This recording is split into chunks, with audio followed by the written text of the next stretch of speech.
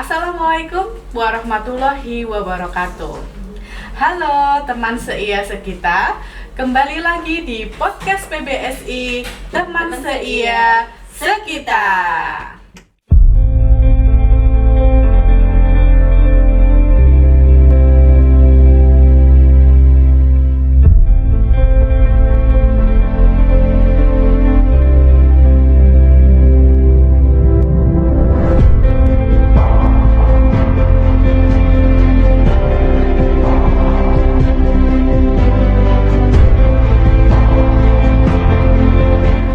Ya, baik teman-teman yang berbahagia di rumah, pada pagi hari ini kita memperingati Hari Kartini yang bertepatan tanggal 21 April 2022.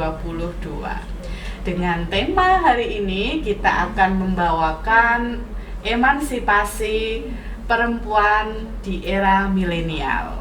Ya, baik teman-teman, di podcast PBSI ini kita kedatangan tamu. Siapa ya kira-kira ya?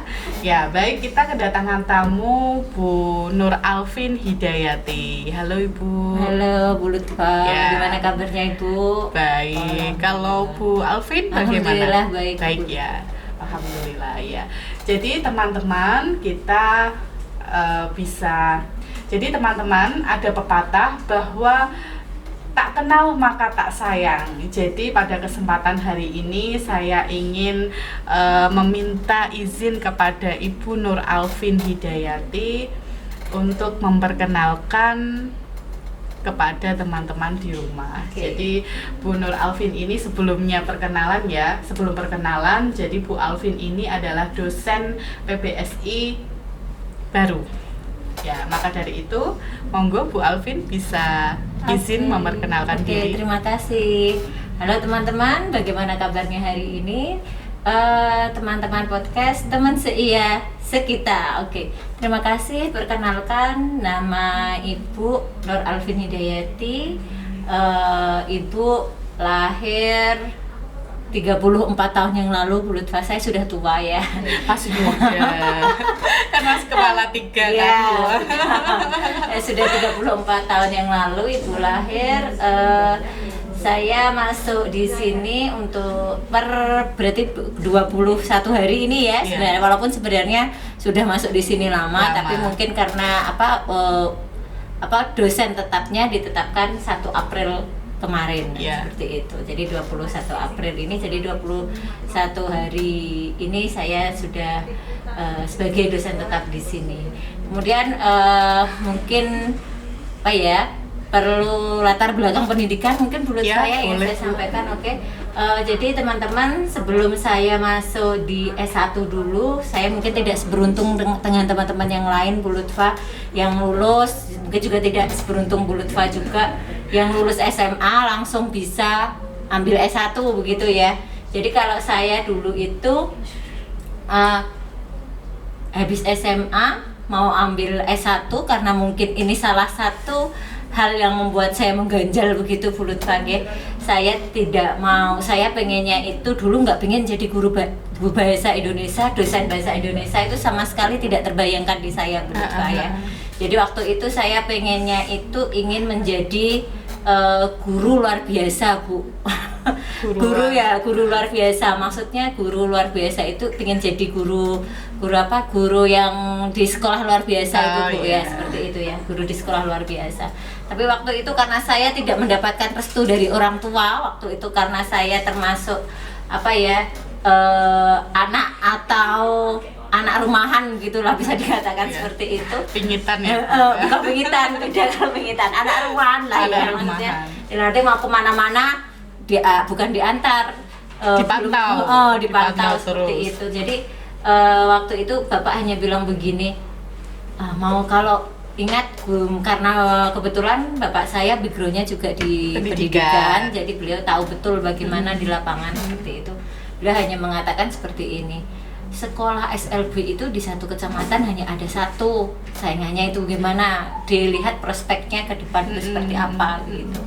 Terus akhirnya karena saya mogok Bu Lutfa, itu mungkin salah satu emansipasi saya gitu ya.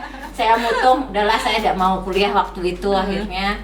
Jadi waktu saya lulus SMA itu tahun 2005. Terus saya 1 tahun itu saya udahlah nggak mau kuliah waktu itu, mutung gitu. Terus akhirnya sama bapak saya, ya dibiarkan Bu. Jadi seperti itu karena bukan dari keinginan saya sendiri kan gitu. Terus akhirnya saya ikut kursus komputer dulu, seperti itu dulu ada Bu kursus komputer sekitar 1 tahun. Setelah itu pada tahun 2006 Bu saya baru 2006 saya masuk di IKIP Bojonegoro dulu. Itu pun saya ambil jurusan bahasa Indonesia dulu, itu pun berpikirnya kalau ditanya kenapa kok ambil jurusan bahasa Indonesia gitu, ya jawabannya ya betul gitu Bu, terpaksa. Terus saya hanya bilang begini, karena di UN nilai saya yang paling tinggi itu Bu, daripada mata pelajaran yang lain. Itu aja sih jawaban saya dulu ketika ditanya, karena ya memang itu alasannya, karena saya sama sekali nggak ada bayangan bisa sampai kuliah terus kemudian bisa S2 sampai S3 selesai, itu sama sekali tidak ada bayangan di benak saya. Mungkin itu juga berkah dari orang tua ya, jadi maksudnya saya menuruti keinginan beliau dalam artian seperti itu. Terus kemudian saya masuk di IKIP Bojonegoro, terus S2 saya mendapatkan beasiswa Bulutwa. Jadi setelah saya lulus 10 kalau nggak salah ya, 10 atau 11, saya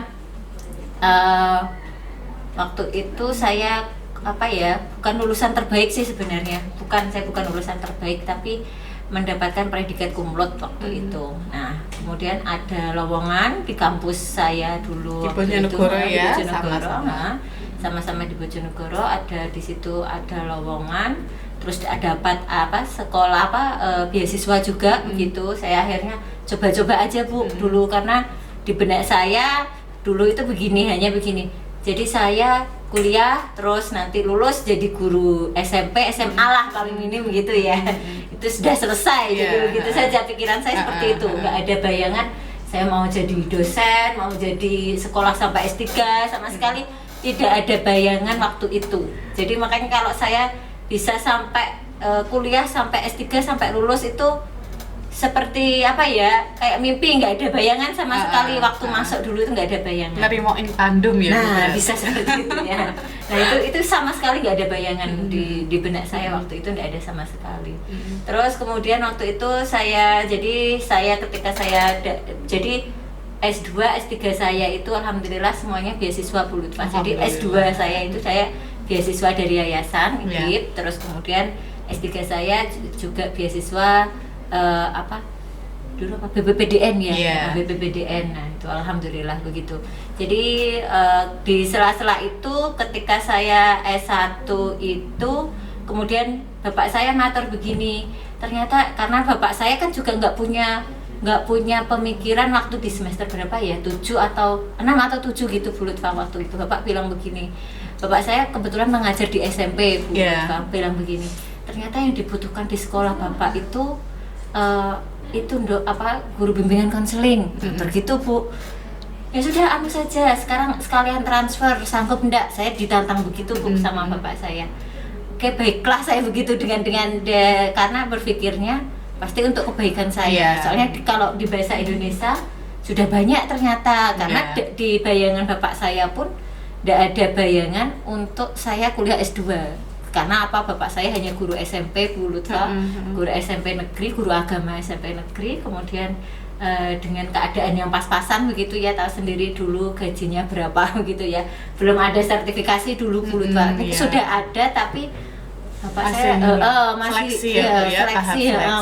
masih portofolio dulu waktu itu, masih ingat saya. Nah itu sama sekali nggak ada bayangan. Terus akhirnya saya ya sudah, jadi S1 saya itu ada 2, bimbingan konseling dan bahasa Indonesia, kemudian S2 bahasa Indonesia, S3-nya bahasa Indonesia juga. Alhamdulillah lulus, kalau untuk S3-nya lulus tahun 2020 ya kalau tidak salah, seingat saya tahun 2020. Seperti itu. Jadi perjalanan saya itu seperti itu. Jadi tidak ada bayangan sama sekali untuk bisa menjadi seorang dosen, itu sama sekali nggak ada bayangan. Karena bapak saya pun ketika saya waktu itu minta Bulutwa, sebelum ada beasiswa itu sempat tanya-tanya, kalau S2 gimana ya bapak, saya bilang gitu. Beliau hanya berpikir S2 itu terus mau jadi apa?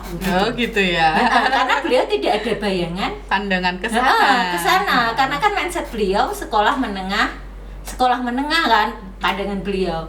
Nah nanti kalau S2 terus kamu nganggur mau jadi apa? Itu saja jawaban beliau begitu saja. Jadi nggak ada. Nah itu makanya saya termasuk apa ya, beruntung itu tadi Bu, karena saya dapat beasiswa itu tadi. Begitu kira-kira untuk perkenalan saya.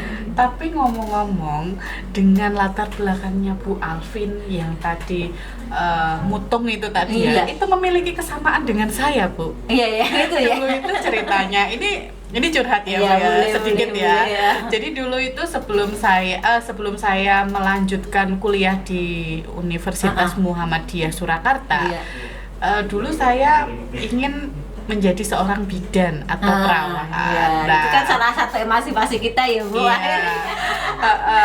Nah di situ bapak saya ya juga mempunyai latar belakang pendidikan, jadi saya diarahkan seperti itu. Kalau udah Nduk jadi guru saja, jadi seorang pendidik seperti itu. Jadi dulu ya ketika saya di ospek ditanya alasan apa, kamu apa Dek masuk di sini terpaksa, terus gitu saja. Iya itu dari tadi keterpaksaan ya Bu. Iya. Jadi dari keterpaksaan itulah yang menuntunkan kita sebagai dosen. Jadi kalau misalkan andai kata saya bilang dari hati saya begini Bu, apabila kalau dulu saya tidak manut sama orang tua, terus apa jadinya saya? Begitu. Betul. Karena saran-saran dari orang tua itulah yang ini ya Bu, yang terbaik buat kita. Walaupun awalnya dulu sempat karena kan emosi waktu itu kan kurang masih stabil ya Bu. Iya betul. Nah ini saya tadi dalam hati wah kok sama. Baru tahu ya Bu saya. Iya terima kasih Bu Alvin sudah memperkenalkan nama, kemudian latar belakang dari studi Bu Alvin dari mana saja. Iya Bu Alvin puasa. Iya puasa. Alhamdulillah ya. Tapi ini puasa sehari sehari tidak Bu, ini soalnya mendekati HPL juga. Begitu ya. Insya Allah bulan Mei nanti pertengahan. Alhamdulillah ya Bu ya. Saya berpikir Bu, jenengan kan hamil ya, hamil tua, kemudian sudah anak ketiga. Jadi kalau orang Jawa itu bilangnya itu pendengking 3. Nah pendengking 3 itu di badan tuh rasanya ya Allah ya Bu ya. Rasanya Pegel-pegel. Betul. Tapi saya melihat berarti Bu Alvin ini sangat kuat, perempuan yang kuat, yang masih sanggup untuk melaksanakan PKS dulu ya Bu ya, ke mana, ke Semarang, Jogja sama ke Rumah Dongeng di Jombang. Nah hebat sekali Bu Alvin ya. Terus masih mengajar, kemudian masih melaksanakan aktivitas di rumah sebagai ibu rumah tangga, sebagai seorang istri. Nah gitu Bu. Jadi di sini dalam memperingati Hari Kartini ya Bu Alvin ya. Nah menurut Bu Alvin itu sosok Kartini itu seperti apa? Menurut saya sosok Kartini itu adalah pahlawan yang betul. Saya berpikirnya begini Bu Lutfa, kalau semisal tidak ada Kartini waktu itu, terus apa jadinya kita gitu ya. Kalau kita lihat pada zaman Rasulullah saja, sebelum zaman jahiliyah, sebelum Rasul ada saja, anak perempuan ketika lahir sudah dibunuh dan lain-lain seperti itu ya. Alhamdulillah dengan adanya datangnya Islam itu akhirnya bisa seperti itu. Terus kemudian kalau kita lihat dari ranah sini ya, di daerah Jawa pun sebenarnya sama. Terus di beberapa daerah pun juga sama ya Bu Lutfa. Kalau kita melihat wanita itu terkadang diminta, ada di beberapa daerah wanita itu seolah-olah hanya sebagai sampingan konco wingking. Konco wingking di belakang ya begitu saja. Jadi kalau semisal tidak ada Kartini yang bisa mengekspresikan, menyampaikan dengan aspirasi, menyampaikan aspirasinya, memberikan surat ke teman-temannya yang ada di Belanda. Nah, itu juga mungkin kita tidak bisa mustahil seperti ini ya Bu Lutfa ya, tidak mungkin bisa seperti ini. walaupun ada beberapa pejuang yang langsung seperti Dewi Sartika dan lain-lain itu pun juga langsung ikut berperan waktu itu ya, tetapi berbeda kalau R.A. Kartini ini, Raden Ajeng Kartini ini betul-betul langsung pada pemikirannya ya, walaupun sebenarnya beliau juga ningrat ya Bu ya, dan itu bisa betul-betul memberikan inspirasi kepada kita seperti itu kira-kira Bu Lutfa. Iya Bu, kalau misalkan dulu saya membaca ya sejarahnya perempuan dulu itu 3M Bu. Iya, maca, masak, mana. Nah, begitu. Betul. Kalau misalkan sekolah tinggi-tinggi nanti takutnya mau jadi apa dan ditakutkan menyaingi kodrat laki-laki. Iya, betul. Nah, itu kita harus tahu porsi kita masing-masing sih sebenarnya Bu Lutfa. Mungkin kalau kita sebagai istri setinggi apapun pendidikan kita tetap harus menghormati suami kita kan begitu, kalau diajarkan di agama kita kan seperti itu. Jadi kita harus tahu porsi masing-masing, kapan kita menjadi seorang ibu, kapan kita berkarir seperti ini ya Bu Lutfa ya. Saya yakin Bu Lutfa ini juga seorang ibu yang strong juga ya, dengan ibu 3 orang anak seperti itu, sehingga betul-betul bagaimana sih kita bisa membagi waktu kita untuk anak, untuk karir kita, untuk suami itu ya Bu Lutfa ya. Mungkin kita samaan ini nanti akhirnya ini. Meskipun kadang emosional kita itu up and down ya Bu ya. Naik turun itu sangat mempengaruhi. Tetapi setelah itu kayak menyesal begitu ya Bu apabila ada kesalahan yang kita lakukan kepada anak. Nah, ini saya juga beberapa bulan ini kan saya peralihan gitu Bu Lutfa dari daerah Rembang sana ke sini. Rencana anak-anak juga saya bawa ke sini Juni Juli nanti ketika tahun ajaran baru. Jadi sering sekali Bu kalau saya di kantor kayak di sini begitu ya, sering ditelepon, Bu ini saya ada ini. Nah, itu saya harus betul-betul gimana saya membackup mereka agar mereka juga tidak merasa kehilangan saya, dalam artian oh ibu kok ternyata lebih mementingkan kerja sih daripada saya. Nah, itu betul-betul harus bisa membagi waktu. Jadi ketika saya waktu istirahat begitu saya sempatkan untuk video call, telepon seperti itu ke mereka. Jadi betul-betul ada, setidaknya mereka tidak merasa saya tinggalkan. Terkadang kalau saya pulang begitu Bu Lutfa, saya hanya menyampaikan begini, Mbak, Ibu minta maaf ya, saya bilang begitu. Kenapa Bu? Itu ya ibu sering ninggal kamu ya gitu Bu. Terus akhirnya dia bilang, anak-anak itu hanya bilang iya Bu. Kadang kalau dia pas anak-anak pas lagi down begitu pasti materinya gini, Bu bapak saja yang kerja gimana Bu? Iya, sama begitu kan dengan anak saya. Nah itu rasanya hati teriris gitu ya Bu ya. Nah terus saya hanya bilang begini, saya hanya kadang kalau bilang begitu ketika lewat WA atau telepon itu saya hanya mater gini, nak percayalah suatu saat nanti kalian akan paham ibu ini seperti ini, untuk kalian juga nanti suatu saat kalian paham. Terus akhirnya alhamdulillah mereka bisa memahami dan hanya bilang nggih Bu, gitu seperti itu sih. Iya Bu, dengan seiring berjalannya waktu nanti anak-anak juga bisa memahami ya, dan malah justru bangga. Betul. Bangga dengan adanya Bu Alvin sebagai ibu rumah tangga dan sekaligus berkarir ya Bu ya. Tapi sekarang sudah bilang begini Bu Lutfa, saya besok mau jadi dosen, tapi saya seperti ibu, tapi nanti suaminya juga dosen. Biar kemana-mana bisa bareng gitu. Saya dengan bapaknya hanya bisa senyum-senyum saja. Kemarin itu sempat bilang gitu, padahal dulu ketika saya tanya, oh nggak jadi dosennya, nggak mau gara-gara nggak pernah di rumah kayak gitu. Iya Bu, itu proses ya Bu, itu adalah waktu. Jadi nanti insya Allah dengan waktu yang berjalan anak-anak bisa mengerti dan memahami. Ini semua adalah untuk mereka. Betul. Iya Bu. Ya, jadi tadi kan ini ya Bu Alvin sudah menjelaskan bagaimana sosok Kartini di mata Bu Alvin. Nah sekarang teman sekia kita juga ingin mengetahui untuk emansipasi perempuan di masa milenial itu seperti apa Bu menurut Bu Alvin?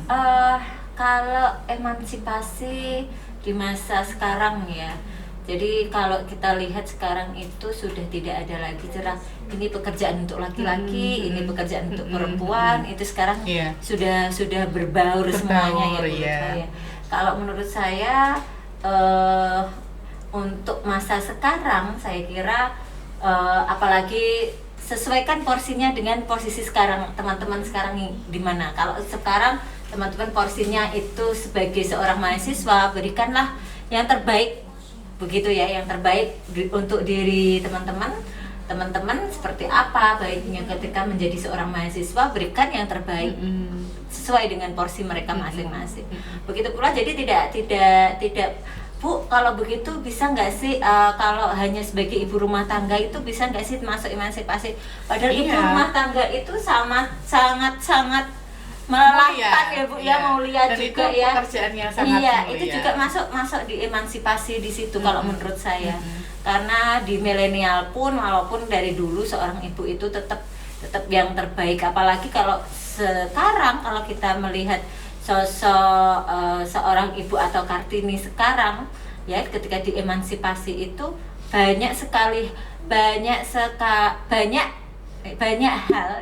hal yang membuat kita itu harus tidak boleh gaptek lah, apalagi kalau untuk ibu-ibu sekarang seperti itu ya Bu Lutfa dan teman-teman semuanya. Jadi kalau untuk yang milenial sesuaikan dengan porsi kita masing-masing. Kalau untuk mahasiswa jadikan yang terbaik untuk kalian ketika teman-teman sedang belajar, berarti berikan porsi yang terbaik untuk teman-teman. Begitu juga kami, saya Bu Lutfa mungkin ya, kalau kita mungkin punya 3 peran ganda ya, sebagai seorang istri, kemudian sebagai seorang ibu rumah tangga, juga wanita karir, itu ketiga hal itu harus dengan porsi yang masing-masing harus bisa menyamakan ketiga porsi itu. Harus bisa tahu mana sih ketika saya di kantor ketika saya menjadi istri dan sebagai seorang ibu, apa sih harus tahu porsi masing-masing, tugas dan kewajiban masing-masing. Begitu juga kalau di milenial, untuk Kartini milenial juga harus sama sih seperti itu saya kira Bu Lutfa. Tidak jauh beda, tetapi ya itu tadi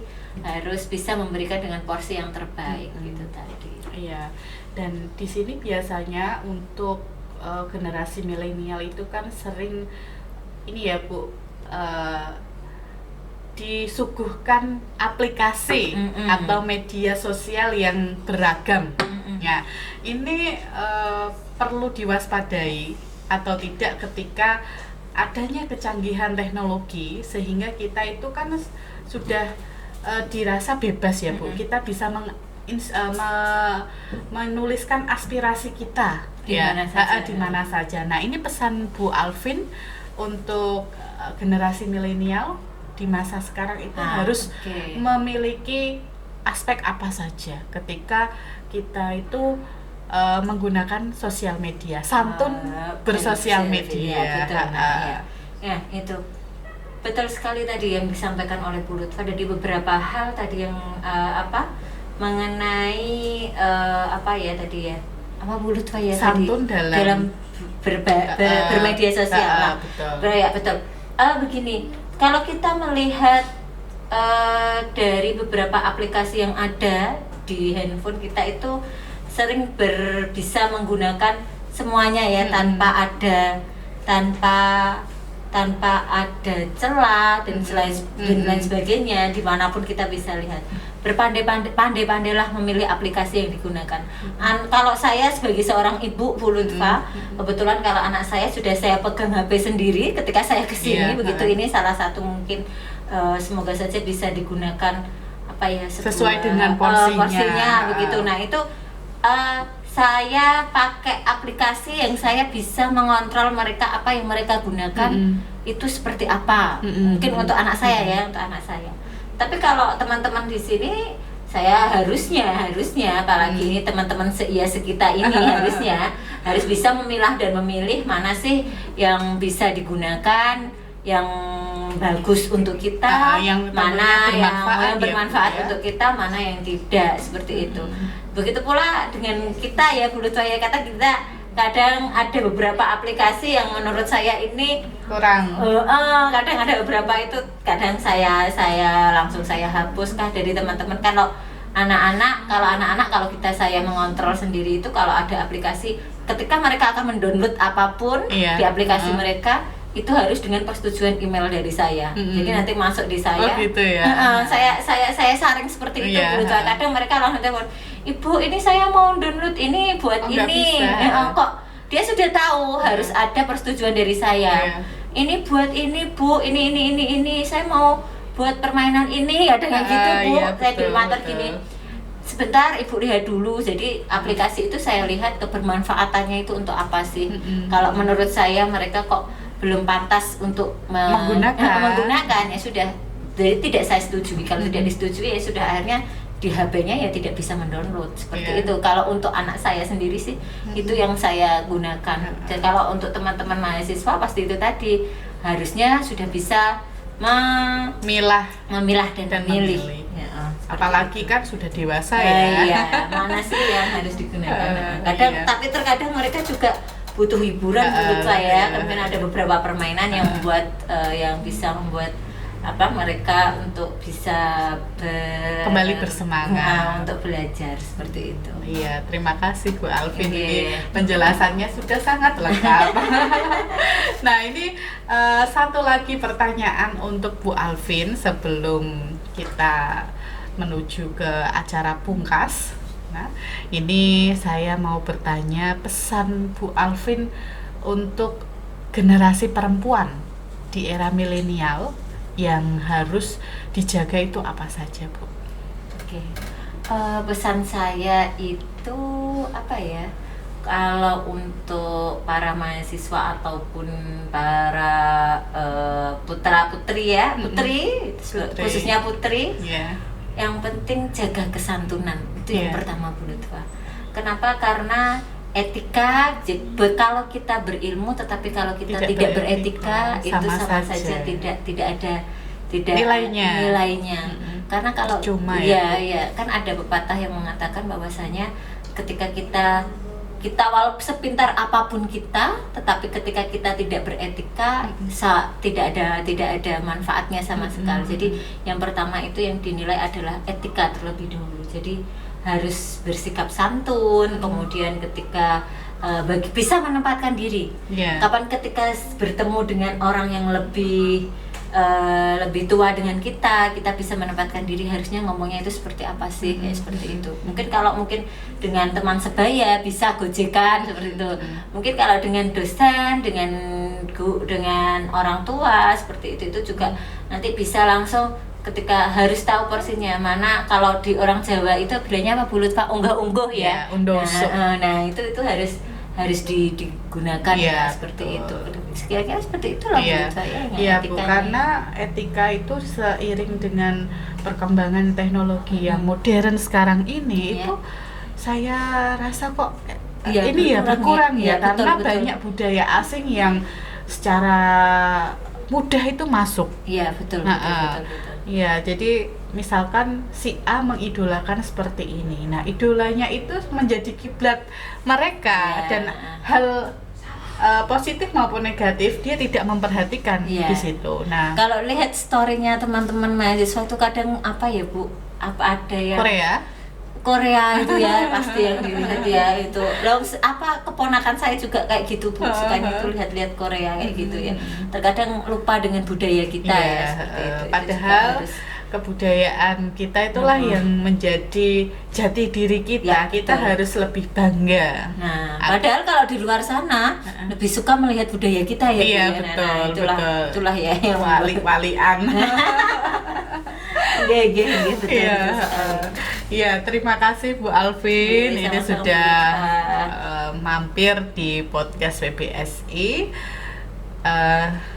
Apabila ada kekurangan dari kita melaksanakan syuting hari ini maupun saya pribadi yang ada kekurangan atau kesalahan bertutur kata, ya mohon dimaafkan. Saya juga minta maaf ya Bu Lutfa ya jika ada salah-salah kata ya teman-teman. Paling saya memaafkan ya, padahal ini belum lebaran ya. Iya, sebentar lagi Bu Lutfa ya, masih berapa hari ini.